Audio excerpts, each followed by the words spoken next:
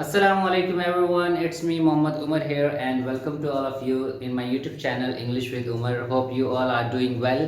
So today we are going to learn a very important topic. आज हम tenses पढ़ेंगे. Tenses जो कि बहुत ही important है हमारे लिए if we want to speak English very well. अगर हम अच्छी English बोलना चाहते हैं तो लाजमी है कि हमें सेंटेंसेस को अच्छे से समझना चाहिए। वो जो सेंटेंसेस होते हैं ये मैसेज कैरी करते हैं, कोई ना कोई मैसेज होता है और इनकी वजह से हमारी कम्युनिकेशन पॉसिबल होती है। So it is important for all of us to learn good sentences. Present simple tense की बात करते हैं। Present simple tense is used to tell about the general truth. Habitual activities mean जो कि आप आदतन जो काम आप करते हैं, जो आप काम करना आपकी आदत होती है, उसको आप हैबिचुअल एक्टिविटीज कहते हैं। And third we have daily routine activities. जो डेली रूटीन में हम काम कर रहे होते हैं उसे हम प्रेजेंट सिंपल टेंस में अदा करते हैं। सो प्रेजेंट सिंपल टेंस तीन चीजों को बताता है। नंबर वन, जनरल ट्रुथ, एक सच्चाई जो जनरली एक्सेप्टेबल है, जो जनरल बात होती है। हैबिचुअल एक्टिविटीज जो कि हमारी आदतें होती है, कोई ऐसी एक्टिविटीज जो हम आदतन कर रहे होते हैं। और तीसरी चीज क्या है हमारे पास? Daily routine. Daily routine activities को बताने के लिए हम प्रेजेंट सिंपल टेंस यूज करते हैं। I have written some examples over there. क्या आप मुझे देखकर बता सकते हैं कि इसमें से जनरल ट्रुथ कौन सा है और हैबिचुअल एक्टिविटीज कौन सी हैं? First, pure water boils at 100 centigrade. जो खालिस, जो प्योर पानी होता है वो 100 डिग्री पर उबलता है। ये क्या है? इस बात से हमें क्या वाज़ेह हो रहा है? ये एक जनरल ट्रुथ है। Yes, the earth rotates around the sun.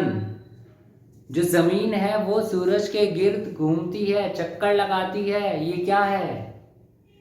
This is general truth. तो ये दोनों हमारे क्या हैं? General truth. Furthermore, we have I always get up early in the morning. I always get up early in the morning. मैं रोज सुबह सवेरे जल्दी उठता हूँ। ये क्या शो कर रहा है? मेरी आदत को, कि मैं सुबह सवेरे जल्दी उठता हूँ, ये मेरी आदत है। He runs in the park every day. वो रोजाना पार्क में दौड़ता है। इससे हमें क्या जाहिर हो रहा है? उसकी आदत है। हैबिचुअल एक्टिविटीज, उसकी आदत है कि वो रोज पार्क में भागता है। Now the third we have daily routine. Daily routine की क्या आप कुछ सेंटेंसेस सोच सकते हैं कि आप अपनी डेली रूटीन में क्या क्या काम करते हैं? आप सबसे पहले तो सुबह सुबह उठते हैं।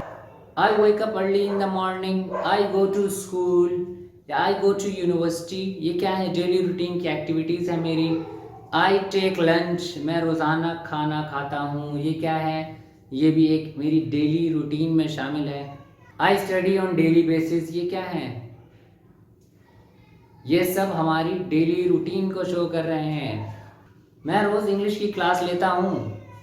इसकी इंग्लिश क्या होगी हमारे पास? I take English class daily. मैं रोज़ इंग्लिश की क्लास लेता हूँ। मैं रोज़ाना स्टडी करता हूँ। I do study on daily basis. अच्छा जी दोस्तों, अब मैं आपको बताने लगा हूँ कहानी of S and E S. जो एस और ई एस है, इसका क्या माजरा है प्रेजेंट सिंपल टेंस में। सिंपल सा रूल है कि आई, वी, यू और दे।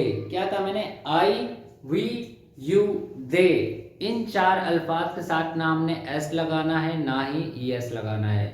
आई am repeating again, I, we, you, they, इनके साथ हमने एस और ई एस बिल्कुल नहीं लगाना। जैसे कि I write a letter, we go to park, we go to picnic, you look so nice, they play cricket. इसमें मैंने जो वर्ब है, वर्ब के आगे एस नहीं लगाया। ये सब क्या है? ये वर्ब ही हैं, इनके आगे मैंने एस नहीं लगाया। और जो हमारे पास ही, शी इट या कोई भी नाम हो उनके साथ हम एस या ईएस लगाते हैं। आई एम सेइंग अगेन के ही शी इट या कोई भी नाम, ये सब क्या है, प्रोनाउन ही तो है और इनके साथ हमने एस और ईएस लगाना है। ही शी इट नेम के साथ एस और ईएस आएगा। जैसे कि ही राइट्स अ लेटर, इसमें क्या था, आई राइट, इसमें ही राइट्स, इसमें एस आ गया। We go, she goes. समझ रहे हैं किस तरह से आई वी यू दे के साथ हम एस नहीं लगा रहे, ही शी इट या किसी भी नेम के साथ हम एस लगा रहे हैं और ईएस भी लगा रहे हैं। She goes to picnic, it looks so nice. Arsalan plays cricket, Arsalan plays cricket, यहां क्या था, they play cricket. I we you they, इनके साथ एस ई एस नहीं लगेगा। ही शी इट, इनके साथ एस या ई एस ऐड होगा, वो भी present simple tense affirmative.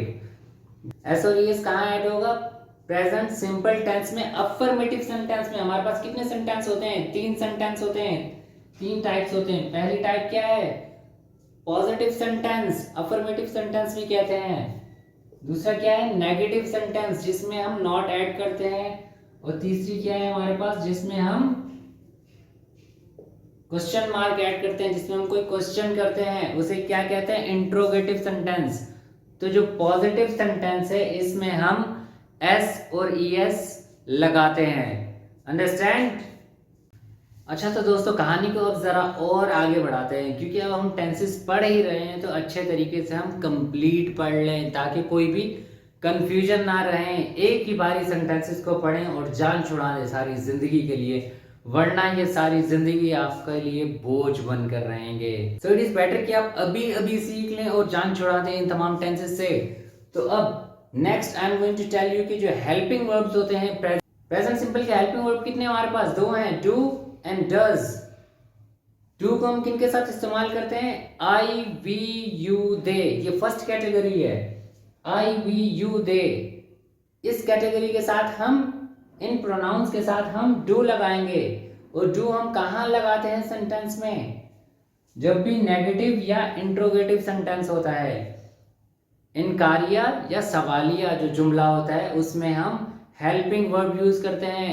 Simple tense में हमें हेल्पिंग वर्ब की ज़रूरत नहीं पड़ती।